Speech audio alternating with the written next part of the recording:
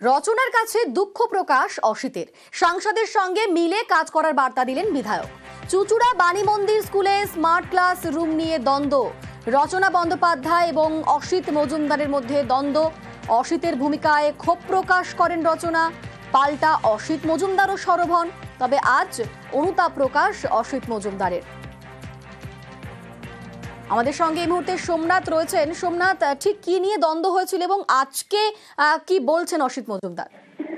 দেখো, গত 31শে জুলাই পরিদর্শন করতে গেছিলেন হুগলির সাংসদ রচনা বন্দ্যোপাধ্যায়। তার যে বাণী মন্দির স্কুলে পরিদর্শন করতে গিয়ে স্মার্ট ক্লাস নেই, মূলত স্মার্ট ক্লাস যে স্কুলে হচ্ছে সেই স্কুলেই পরিদর্শন করতে গিয়ে বিধায়কের নামে বিভিন্ন যে বিধায়ক কুগত কথা বলেছেন এবং খারাপ ভাষায় যে প্রধান শিক্ষিকার সাথে কথাবার্তা বলেছেন, সেইটাই ক্ষুব্ধ ছিলেন সাংসদ রচনা বন্দ্যোপাধ্যায়। কিন্তু তারপরেই দেখা গেছিল বিধায়ক আর সাংসদের মধ্যে একটা দ্বন্দ্ব দেখা গেছিল। কিন্তু আজ সেখানে বিধায়ক বলেন যে আমাদের সামনে বলেন যে আমি রচনাকে বোনের মতো দেখি। আমরা সামনে ইলেকশনে, আগেও ইলেকশনে একসাথে আমরা কাজ করেছি, আগে লোকসভা ইলেকশনে কাজ করেছি এবং সামনে বিধানসভায় মুখ্যমন্ত্রীর হাতকে আরো শক্ত করতে হবে। কেউ বা কারা এই সিপিএম বা তৃণমূল বিরোধীদের দিকে, সিপিএম বা দিকে তোপ দেখেছে যে তাদের মধ্যে কেউ আমাদের মধ্যে যে সমস্যা বা আমাদের মধ্যে দ্বন্দ্ব তৈরি করার চেষ্টা করছে, এটাই বলে। বেশ, ধন্যবাদ।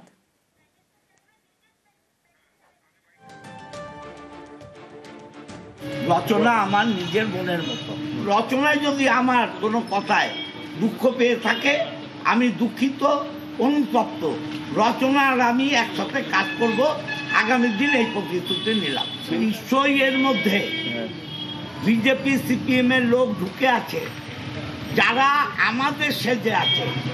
এটা আমি রচনাকে বোঝাবো এবং আমরা ভাই বোনের মতো কাজ করব দলে।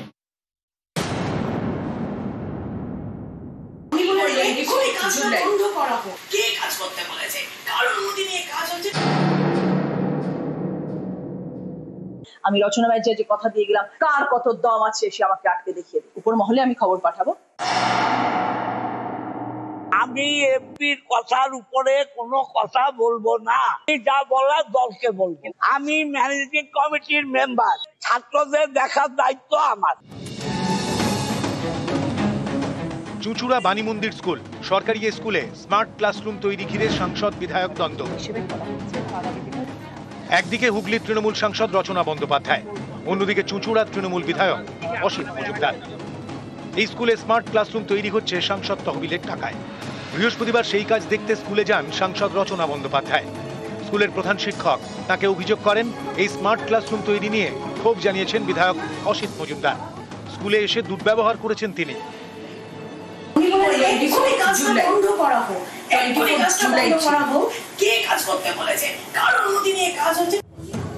প্রধান শিক্ষকের কাছে এই অভিযোগ শুনে ক্ষোভে ফেটে পড়েন রচনা।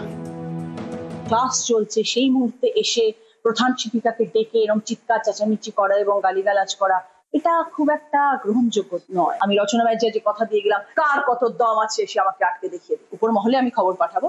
যা কিছু আমার বক্তব্য আমি এমপি ম্যাডামের কাছে জানিয়েছি। এই বিষয়ে আর দ্বিতীয় কোনো মন্তব্য। রণংদেহী সাংসদ, পাল্টা চড়া মেজাজে বিধায়ক। আমি এমপির কথার উপরে কোনো কথা বলবো না, যা বলার দলকে বলবো। আমি ম্যানেজিং কমিটির মেম্বার, ছাত্রদের দেখার দায়িত্ব আমার। আমি কোন শিক্ষক শিক্ষিকাকে গাল দিতে পারি? উঁচু স্বরে এটা বলেছি, এদের আই কার্ড না রেখে আপনি অন্যায় করেছেন। একটা মেয়ের যদি কিছু ক্ষতি হয়, সরকারের মুখ পুড়বে, আপনার কি হবে? আপনার মায়না তো 1 টাকাও কমবে না। এই দ্বন্দ্বের পর স্কুলের পরিচালন সমিতি থেকে পদত্যাগ করেন অসিত মজুমদারের ঘনিষ্ঠ বলে পরিচিত গৌরীকান্ত মুখোপাধ্যায়। তিনি চুচুড়া পুরসভার প্রাক্তন চেয়ারম্যান। আজকে স্কুলে যে সিসিটিভিতে মরে ফেলা হয়েছে, কার দৌলতে? বিধায়কের দৌলতে। সমস্ত মানুষের পাশে গিয়ে দাঁড়ান, এইভাবে তাকে একটা মেলাইন করে দেওয়া হলো। তাই অনৈতিক কাজের বিরুদ্ধে প্রতিবাদ স্বরূপ আমি আজকে রেজিগনেশন দিলাম। হেডমিস্ট্রেস যেটা কালকে বলেছেন সেগুলো কি মিথ্যা বলছেন? একদমই মিথ্যা। স্কুলের স্মার্ট ক্লাসরুম, তা নিয়ে রচনা বন্দ্যোপাধ্যায় অসিত মজুমদার দ্বন্দ্ব তুঙ্গে। নিউজ 18 বাংলা। আগামীকাল সাংসদদের নিয়ে বৈঠকে তৃণমূল নেত্রী। এসআইআর এবং বাংলা শ্রমিকদের হেনস্থাকে হাতিয়ার, সংসদে দলকে লড়াইয়ের দিক নির্দেশ নেত্রীর আগামীকাল বিকেল 4:30 ভার্চুয়াল বৈঠক। আমাদের সঙ্গে এই মুহূর্তে মৈত্রেয়ী রয়েছেন, মৈত্রেয়ীর সঙ্গে কথা বলবো। মৈত্রেয়ী, ঠিক কি নিয়ে হবে এই বৈঠক, কি আলোচনা হতে পারে সেই বৈঠকে? দেখো, 21শে জুলাইয়ের মঞ্চ থেকে কিন্তু মোটামুটি ভাবে বুঝে যাওয়া হয়েছিল যে এসআইআর এবং বাংলা বাঙালি এই দুটো ইস্যুতে তৃণমূল কংগ্রেসকে কিন্তু তারপর থেকেই দেখা যাচ্ছে এবং তার আগে থেকেও তারা কিন্তু সরব হয়েছে, তারা সোচ্চার হয়েছেন। এবার কেন্দ্রের এই যে বাংলা বাঙালি ইস্যুতে কেন্দ্রের তরফ থেকে যে বঞ্চনা করা হচ্ছে সেই ইস্যুতে এবং এসআইআর ইস্যুতে কিভাবে দিল্লিতে সুর চড়াবেন সাংসদরা তার একটা দিক নির্দেশ মুখ্যমন্ত্রী মমতা বন্দ্যোপাধ্যায় আগামীকালের এই ভার্চুয়াল বৈঠকে দিতে পারেন, তেমনটাই সম্ভাবনা রয়েছে বলে শোনা যাচ্ছে। আগামীকাল সাংসদরা যেহেতু অধিবেশন চলছে তাই সে কারণে সাংসদরা যারা কলকাতায় উপস্থিত থাকছেন তারা ফিজিক্যালি বৈঠকে উপস্থিত হবেন এবং বাকিরা মুখ্যমন্ত্রীর এই বৈঠকে ভার্চুয়ালি যোগ দেবেন বলে জানা গিয়েছে। বেশ,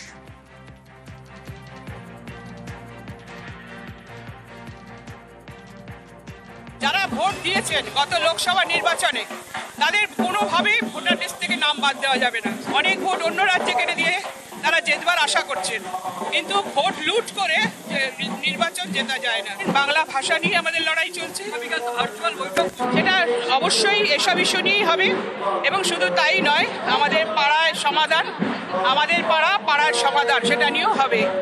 এদিকে বাংলার সাংসদদের সঙ্গে বৈঠক করবেন শাহ। আগামীকাল বাংলার বিজেপি সাংসদদের সঙ্গে বৈঠক। এসআইআর ও বাংলার পরিযায়ীদের হেনস্থায় চড়া সুর তৃণমূলের।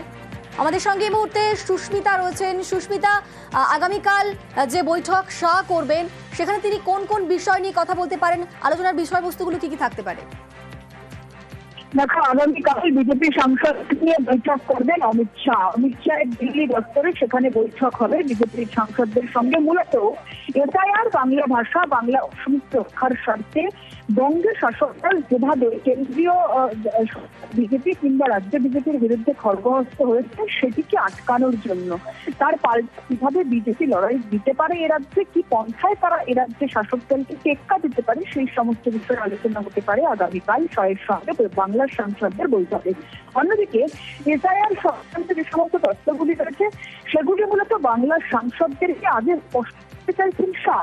দিল্লির কেন্দ্রীয় নেতৃত্বের তরফ থেকে সেই এসআইআর সম্পর্কিত তথ্য রাজ্যের সাংসদকে বোঝাতে তারা আগে চাইছেন, যার ফলে সাংসদরা যাতে এ রাজ্যে এসে এ রাজ্যের মানুষকে বোঝাতে সক্ষম হয় যে এসআইআর সংক্রান্ত মূল তথ্যগুলি আসলে কি।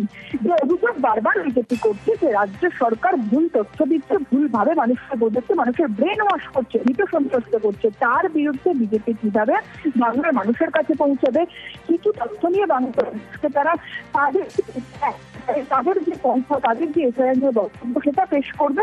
সে সমস্ত বিষয় নিয়ে আলোচনা হতে পারে। এছাড়া আরজিকর মেডিকেল কলেজে বিজেপি তার পরিবারের সদস্য তাদের সিবিআই নিয়ে একাধিক অভিযোগ তারা জানিয়েছেন বিজেপি রাজ্য সভাপতি সুদীপ ভট্টাচার্যকে। সেই অভিযোগগুলিকে মিথ্যে তথ্য আকারে আগামীকাল পেশ করবেন সুদীপ ভট্টাচার্য অমিত শাহের কাছে। সিবিআই লুপহোলগুলিও তিনি তুলে ধরবেন অমিত শাহের কাছে, এমনটাই জানা যাচ্ছে। বেশ, ধন্যবাদ সুস্মিতা।